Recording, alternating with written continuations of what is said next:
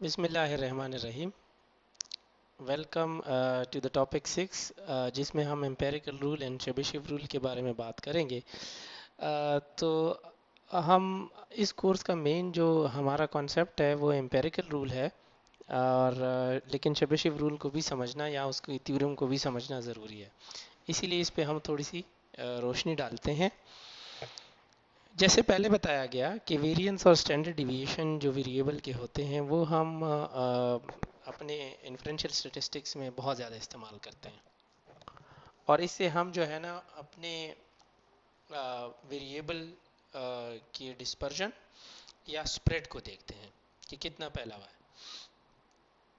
तो अगर हमारे पास वेरिएंस जो है या स्टैंडर्ड डिविएशन बड़ा होगा तो डेटा ज़्यादा डिस्पर्स्ड होगा, और अगर कम होगा, छोटा होगा, तो वेरिएंस या स्टैंडर्ड डिविएशन हमारे पास कम जो है वो डिस्पर्स जो वेरिएबल है वो कम होगा, उसकी डिस्ट्रीब्यूशन कम होगी। फॉर एग्जांपल हमारे पास दो वेरिएबल्स हैं, और वो दो वेरिएबल्स हमारे पास ऐसे हैं कि उन दोनों का मीन जो है वो 70 है, जबकि एक वेरिएबल का स्टैंडर्ड डिविएशन 1.5 है और दूसरे का 10 है। तो ये देखिए 1.5 छोटा है और जो 10 है स्टैंडर्ड डिविएशन वो बड़ा है। तो इसमें हम आसानी से ये कह सकते हैं कि जो सेकंड वेरिएबल है, जो सेकंड हमारे पास वेरिएबल है जिसमें स्टैंडर्ड डिविएशन बड़ा है, उसमें डेटा डिस्ट्रीब्यूशन जो है वो फर्स्ट की निस्बत ज़्यादा जो है वो स्प्रेड होगी, मतलब डेटा उसका ज़्यादा स्प्रेड होगा। ठीक है। सो ये दोनों थ्योरम जो है ये डेटा के डिस्पर्जन या स्प्रेड के बारे में हमें बताते हैं कि डिस्ट्रीब्यूशन किस तरीके से होगी। तो जब हम शेबिशेव थ्योरम की बात करते हैं, ये एक रशियन मैथमेटिशियन था शेबिशेव, जिसने 1821 से लेकर 1894 के दरमियान जो है मतलब अपने लाइफ टाइम में उसने ये एक थ्योरम बनाया था। इस थ्योरम के डेफिनेशन पे हम नहीं जाते क्योंकि वो हमारे कोर्स का पार्ट नहीं है। हाँ, इसको ज़रूर समझ लेते हैं। इसका मेन कॉन्सेप्ट ये है कि इसके हम कोई भी डिस्ट्रीब्यूशन होती है तो उसमें हमारे पास जो है वो तीन स्टैंडर्ड डिविएशंस होते हैं। तो इस थ्योरी का जो फर्स्ट वो पार्ट है वो कह रहा है कि कोई भी डेटा हो तो उसके जो है ना वो 75% ऑफ द डेटा जो है वो पहले दो स्टैंडर्ड डिविएशन जो होते हैं उसके अंदर अंदर फॉल करेगा। ठीक है। फॉर एग्जांपल एक वेरिएबल है जिसका मीन हमारे पास 70 है और स्टैंडर्ड डिविएशन 1.5 है, जिस तरह हमने उस एग्जांपल की बात की। सो एटलीस्ट 3/4 या 75% डेटा जो है जो हमारे पास बनता है 67 से 73 के बीच, वो हमारे पास पहले दो जो स्टैंडर्ड डिविएशन होते हैं उसके अंदर अंदर फॉल करेगा। वो कैसे फॉल करेगा कि ये हमने मीन वैल्यू लिखी, फिर हमने मीन लिखा और उसको मल्टीप्लाई बाय 2 किया, तो हमारे पास जो है वो एक बार प्लस किया तो वो हमारे पास 73 आया, तो ये अपर वैल्यू है। और ये दूसरी बार जो है हमने मीन को मल्टीप्लाई बाय 2 करके 70 से माइनस किया तो हमारे पास 67 आया। तो इसका मतलब ये है कि हमारे पास जो है 67 से लेकर 73 के नंबर के बीच जो भी डेटा हमारे पास आ रहा है वो 75% ऑफ द डेटा बना रहा है, और ये हमारे पास शेबिशेव रूल के हिसाब से वो पहले दो स्टैंडर्ड डिविएशन में फॉल करेगा। फॉर एग्जांपल एक दूसरा वेरिएबल है जिसका हमारे पास 75% डेटा जो है वो 50 और 90 के बीच वो करेगा। इसमें अगर आप देखें, वो जो दूसरा वेरिएबल हमने कहा था कि जिसका मीन जो है वो 10, वो स्टैंडर्ड डिविएशन जो है वो 10 है, तो मीन हमने वही 70 लिया, 10 को मल्टीप्लाई बाय 2 किया और उसको 70 से प्लस किया एक बार, और दूसरी बार उसको माइनस किया, तो अपर वैल्यू हमारे पास 90 आई और लोअर वैल्यू हमारे पास 50 आई। तो इस तरीके से हमारे पास जो है वो हम ये कह सकते हैं कि 75% ऑफ द डेटा हमारे पास इन दो नंबर्स के बीच फॉल कर रहा है। फर्दर मोर ये भी कहता है कि 3 स्टैंडर्ड डिविएशन के दरमियान हमारे पास 88.89% ऑफ द डेटा फॉल करेगा, जो कि इस फार्मूले के तहत इन्होंने निकाला है।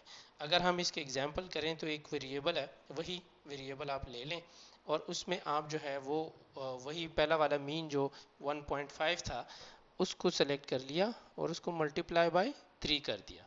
सो एक बार ये 4.5 आया, उसको एक बार 70 से प्लस किया तो 74.5 आया, और एक बार इससे माइनस किया तो 65.5 आया। तो ये जो 65.5 से लेकर 74.5 के बीच जितने भी नंबर्स हैं इसमें कोई एक नंबर फॉल करेगा, और ये हमारे पास डेटा की डिस्ट्रीब्यूशन का 88.89% बता रहा है।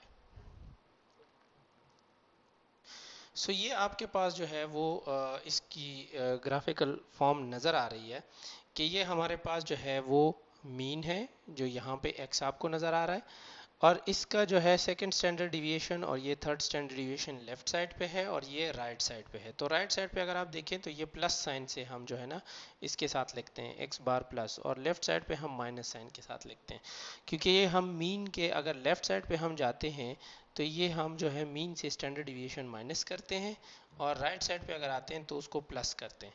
तो अगर आप इसको देखें तो ये सेकंड स्टैंडर्ड डिविएशन यहाँ से लेकर ये पूरा डेटा यहाँ तक ये आपके पास 75% बना रहा है, जबकि थर्ड स्टैंडर्ड डिविएशन पे यहाँ से लेकर ये पूरा डेटा यहाँ तक जो आपके पास बना रहा है ये 88.89% बना रहा है। सो ये हमारे पास वो कह रहे हैं कि अगर हमारे पास डेटा होता है तो शेबिशेव रूल के हिसाब से 75% ऑफ द डेटा जो है पहले दो स्टैंडर्ड डिविएशन के अंदर अंदर फॉल करेगा, और जो थर्ड स्टैंडर्ड डिविएशन है उसके अंदर 89.89% डेटा फॉल करेगा। बाकी जो परसेंटेज है डेटा की वो आउटलायर्स में काउंट होगी, मतलब वो हमारे स्टैंडर्ड डिविएशन से बाहर फॉल कर रहा होगा। सो शेबिशेव रूल के बारे में एक बात और भी याद रखें कि शेबिशेव रूल हम किसी भी डिस्ट्रीब्यूशन पे अप्लाई कर सकते हैं, चाहे वो हमारे पास नॉर्मली डिस्ट्रीब्यूटेड डेटा हो या नहीं हो। जबकि अब हम आते हैं अपने एम्पेरिकल पे, तो एम्पेरिकल में हमारे पास ये याद रखें कि ये हमेशा नॉर्मल डिस्ट्रीब्यूशन पे अप्लाई होता है। अब नॉर्मल डिस्ट्रीब्यूशन का मतलब क्या है? फॉर एग्जांपल ये मैंने एक आइसो इलेक्ट्रिक लाइन जो भी है, या आप इसको जो है ना एक हॉरिजॉन्टल लाइन ड्रॉ करें, इस पे यहाँ पे मीन है, तो इसके लेफ्ट साइड और राइट साइड दोनों पे जो है ना वो इक्वल डेटा पड़ा हुआ है, तो ये हमारे पास एक नॉर्मल डिस्ट्रीब्यूशन की शेप बनती है।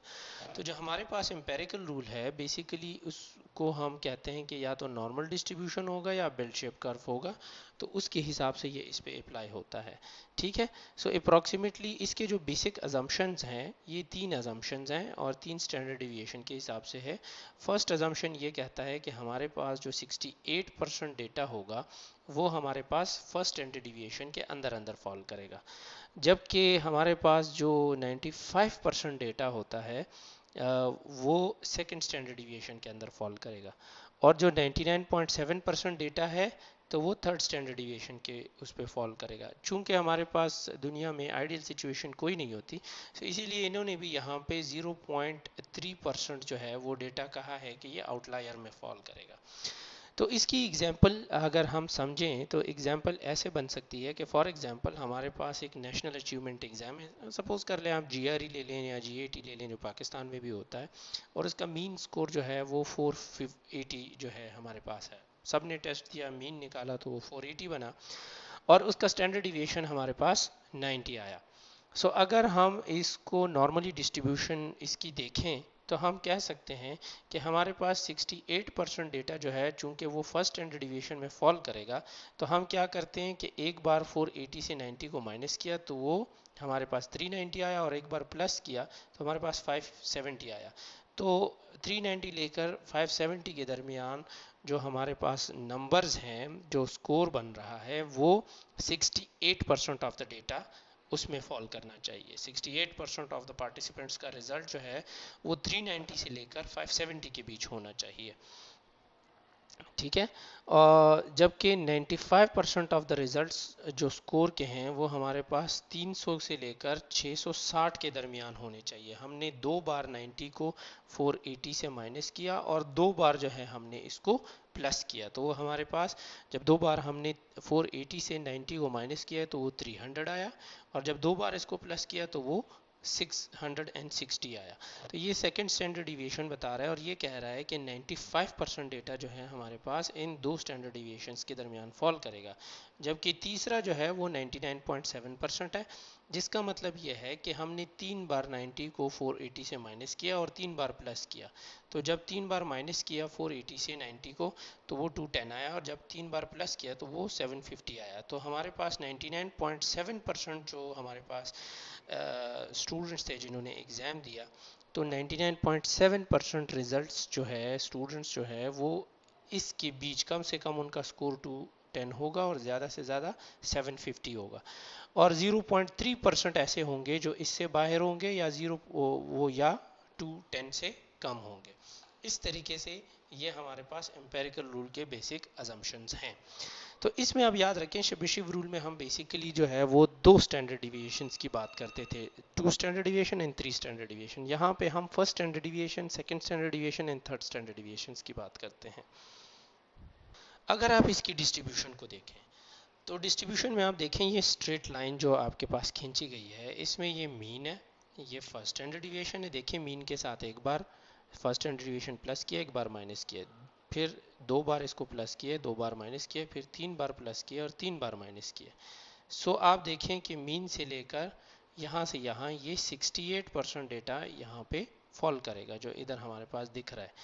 सेकेंड स्टैंडर्ड डिविएशन के दरमियान आप देखें यहाँ से यहाँ ये हमारे पास 95% ऑफ द डेटा इसको शो करना चाहिए कि ये इन वैल्यूज़ के बीच फॉल करना चाहिए। कम से कम इसकी जो है सेकेंड स्टैंडर्ड डिविएशन की जो वैल्यू ये होगी और ज़्यादा से ज़्यादा ये होगी, बाकी दरमियान में जो है इनके कोई भी वैल्यू आ सकती है। तो 95% ऑफ डेटा के जो स्कोर्स होंगे वो इसके बीच आएंगे, जबकि थर्ड स्टैंडर्ड डिविएशन यहाँ से लेकर यहाँ तक होंगे और वो 99.7% होंगे डेटा के, जबकि ये जो थोड़ा बहुत इस साइड पे और इस साइड पे है तो वो 0.3% दोनों साइड पे, या हम कह सकते हैं कि 0.15 एक साइड पे और 0.15 दूसरे साइड पे हमारे पास वो डेटा फॉल करेगा।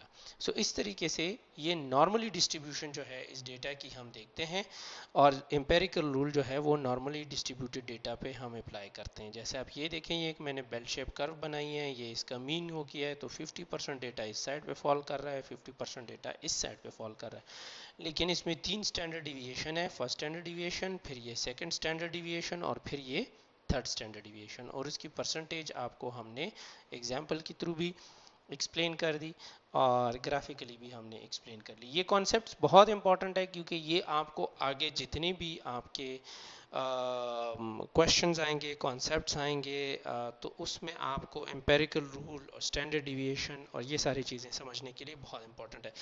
अच्छा, इसको जब हम लिखते हैं अपने डेटा में, जब भी हम जो है रिसर्च पेपर्स पढ़ते हैं या स्टेटिस्टिकल एनालिसिस देखते हैं, तो उसमें हमारे पास जो है वो लिखा होता है। वो कैसे लिखते हैं ये मैं आपको एक्सप्लेन कर देता हूँ। सो ये आपके पास एक टेबल दिया गया है। इस टेबल में आप देखें तो ये एक वेरिएबल जो है वो एज का है, एक ब्लड प्रेशर का है जिसमें सिस्टोलिक और डायस्टोलिक दोनों दिए गए हैं, और इनका जो बेसिकली जो है वो सामने इनकी वैल्यूज़ दी गई है। ये एक नॉर्मोटेंसिव पेशेंट्स का डेटा है और ये हाइपरटेंसिव पेशेंट्स का डेटा है। तो ये जो कॉलम है ये हमें मेन एंड वुमेन नॉर्मोटेंसिव का डेटा बता रहा है, और ये हाइपरटेंसिव पेशेंट्स का डेटा बता रहा है मेन एंड वुमेन का। अच्छा, इसमें जो है अब हमारे पास अगर हम देखें तो ये हमारे पास जो है वो एज का डेटा हमारे पास male in female normotensive and hypertensive दोनों का ये है, जबकि ब्लड प्रेशर में हमारे पास जो है systolic male female normotensive hypertensive का ये डेटा है, जबकि डायस्टोलिक जो है male female hypertensive and normotensive patients चाहे मेल हो चाहे फीमेल हो, इनका डेटा इस तरीके से हम रीड करते हैं। ठीक है, सो हमारे पास जो दो कैटेगरीज हैं वो नॉर्मोटेंसिव एंड हाइपरटेंसिव है, जबकि वेरिएबल्स हमारे पास एज है और ब्लड प्रेशर है। तो ब्लड प्रेशर चूंकि दो फर्दर उस पर रीडिंग्स पे डिपेंड करता है, सिस्टोलिक एंड डायस्टोलिक, तो वो हम अलग अलग लिखते हैं। अच्छा, इसमें जो आपको समझने की ज़रूरत है वो क्या है, वो ये है कि हमारे पास अगर हम देखें तो ये जो 55 है, ये 55 हमारे पास जो है वो मीन है। ये n is equal to 1200 means ये मेन 1200 थे नॉर्मोटेंसिव ग्रुप में, और वोमेन जो है वो 1400 थे, 1400 थे। हाइपरटेंसिव में मेन 1100 थे और वोमेन जो है वो 1300 थे। अब इनमें जो है एज की अगर हम बात कर लें तो एज हमारे पास जो है वो मेन 55, ये इनका जो है मीन एज बताई गई है, और फिर सिस्टोलिक जो है वो नॉर्मोटेंसिव में सिस्टोलिक 123 मेल में था और 121 फीमेल में था, जबकि डायस्टोलिक में 78 मेल में था और 76 फीमेल में था। ये जो आपको दिख रहा है ये 10, 9 और 7, चाहे वो एज के ग्रुप में हो, चाहे वो सिस्टोलिक के हो या डायस्टोलिक हो, या ये जो 10, 11 और 7 है, चाहे वो एज के उसमें हो चाहे वो सिस्टोलिक या डायस्टोलिक के उसमें हो, ये हमारे पास स्टैंडर्ड डिविएशन है। और इसका हमें पता कैसे चलता है, क्योंकि यहाँ तो नहीं बताया कि ये स्टैंडर्ड डिविएशन है। उसका पता ये चलता है कि जो पहले हम लिखते हैं वो मीन लिखते हैं x बार, ठीक है, प्लस माइनस। आप देखें यहाँ प्लस माइनस रिपीट हुआ है। प्लस माइनस का मतलब ये है कि जो मीन का जो नॉर्मल डिस्ट्रीब्यूशन कर्व होती है उसमें ये जो है मीन x बार बता दी। तो जो प्लस और माइनस होता है तो प्लस साइड जो है वो ये काउंट होता है, चाहे फर्स्ट स्टैंडर्ड डिविएशन हो, चाहे सेकंड हो, चाहे थर्ड हो, और माइनस साइड ये काउंट होती है, चाहे फर्स्ट स्टैंडर्ड डिविएशन हो, चाहे सेकंड हो, और चाहे थर्ड स्टैंडर्ड डिविएशन हो। तो ये प्लस साइन जो है इस साइड को रिप्रेजेंट करता है और माइनस साइड जो है इस साइड को रिप्रेजेंट करता है। तो प्लस माइनस 10 या प्लस माइनस 9 या प्लस माइनस 7 का मतलब ये है कि जब हमारे पास, फॉर एग्जांपल मैं आपको ड्रॉ करके दिखा देता हूँ कि ये हमारे पास एक नॉर्मल डिस्ट्रीब्यूशन कर्व है, मैं ये वाला आपको दिखा देता हूँ, और ये हमारे पास मीन है जो कि 55 है, ठीक है। अब ये फर्स्ट स्टैंडर्ड डिविएशन है, ये सेकंड है, ये थर्ड है, यहाँ फर्स्ट है, यहाँ सेकंड है, यहाँ थर्ड है। तो प्लस साइड का मतलब ये है कि 55 से फर्स्ट स्टैंडर्ड डिविएशन पे एक बार 10 को प्लस करेंगे तो 65 बन जाएगा, एक बार माइनस करेंगे तो 45 बन जाएगा, ठीक है। तो ये फर्स्ट स्टैंडर्ड डिविएशन में अगर प्लस और माइनस 10 करेंगे तो इस तरह, तो ये फर्स्ट स्टैंडर्ड डिविएशन 45 से 65 के बीच, ये 68% लोग आने चाहिए इस डेटा के हिसाब से, अगर ये नॉर्मली डिस्ट्रीब्यूटेड है, जिनका सिस्टोलिक ब्लड प्रेशर जो है वो इस उसके बीच जो है वो एज होनी चाहिए, सिस्टोलिक ब्लड प्रेशर नहीं, सॉरी, एज, जिनकी 45 से लेकर 65 के बीच है तो उनकी एज ये होनी चाहिए। और वो 65% जो है इस 2600 लोगों का डेटा, नहीं ये 1200 लोगों का डेटा, सॉरी, ये बता रहा है।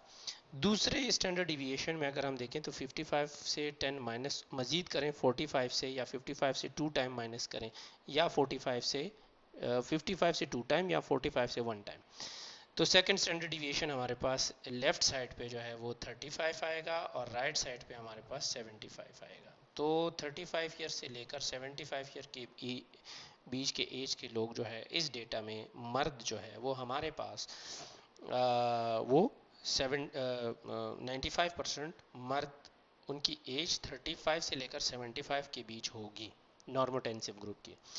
अब आउट ऑफ 1200 अगर हम थर्ड स्टैंडर्ड डिविएशन की बात करें तो 55 से 3 बार अगर हम 10 माइनस करेंगे तो ये 25 इधर आएगा और ये हमारे पास 85 इधर आएगा। तो हम ये कह सकते हैं कि 99.7% लोग इस डेटा में जिनकी नॉर्मोटेंसिव ग्रुप में एज जो है वो कम से कम 25 साल थी, ज़्यादा से ज़्यादा 85 साल थी, ठीक है, और वो बना रहे थे 99.7%, तो ये हमारा थर्ड स्टैंडर्ड डिविएशन के अंदर फॉल करेगा। सो आई होप आपकी ये कॉन्सेप्ट अब क्लियर हो गए होंगे कि हम जो है एम्पेरिकल रूल और शेबीशेव रूल क्यों पढ़ते हैं, हम डेटा की डिस्ट्रीब्यूशन उसमें से देखते हैं, हम उसमें बाकायदा देखते हैं कि स्टैंडर्ड डिविएशन का क्या मतलब है और मीन का क्या मतलब है। तो ये जो प्लस और माइनस साइन है इसका मतलब ये है कि अगर हम फर्स्ट स्टैंडर्ड डिविएशन पे तो एक बार हम प्लस करेंगे, एक बार माइनस करेंगे। अगर सेकंड स्टैंडर्ड डिविएशन पे हम बात करेंगे तो हम 2 बार प्लस करेंगे और 2 बार माइनस करेंगे। और अगर थर्ड स्टैंडर्ड डिविएशन पे हम बात करेंगे तो 3 बार प्लस करेंगे और 3 बार माइनस करेंगे मीन से। तो इस तरीके से हमारी डेटा की डिस्ट्रीब्यूशन हमें नज़र आएगी। आज के लेक्चर में अभी तक के लिए इतना ही। अगर कोई सवाल है तो कमेंट सेक्शन में पूछ सकते हैं। Please like, share and subscribe and share it with your fellow students, ताकि उनको भी अगर कोई कन्फ्यूजन है तो क्लियर हो सके। Thank you. अल्लाह हाफिज़।